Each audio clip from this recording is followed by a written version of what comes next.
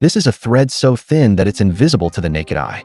It's made from nanomaterials and is so sharp that it can slice through iron as easily as cutting through butter. Even though it's only 1/10 the thickness of a strand of hair, it's capable of cutting through a 10,000-ton ship. It turned out that in order to retrieve the intact information from the hard drive on the terrorist ship, the experts had tried every possible method, but none of them worked out.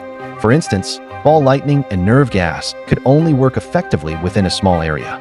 The other crew members still had enough time to destroy the hard drive. Bombing with a neutron bomb could make everyone on the ship pass out in an instant, but it would also damage the hard drive at the same time. So, just when the military experts were at a loss as to what to do, Jack came up with a bold idea, using the nanofilaments to cut through the entire ship. Before long, the day of the operation arrived. The operation team installed 2 huge pillars on both sides of the canal and attached the filaments to the pillars.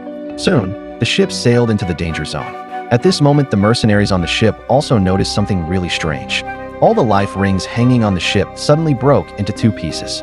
Before they could even react, they felt a sharp pain and were instantly torn to pieces by the filaments. As the ship slowly passed by, these invisible filaments on the surface of the river marked the beginning of a silent massacre.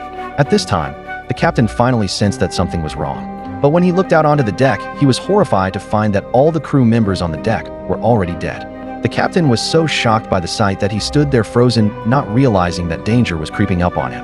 The leader of the terrorists hiding at the stern of the ship had no clue about what was going on outside. Before he could react, his upper garment split into 2 pieces. He looked down and saw a clean cut across his waist. Realizing that he had no hope of survival, he tried to destroy the hard drive. But as soon as he exerted some force, his head was separated from his body. A little while later, the ship completely passed through the filaments and the hull began to fall apart one after another.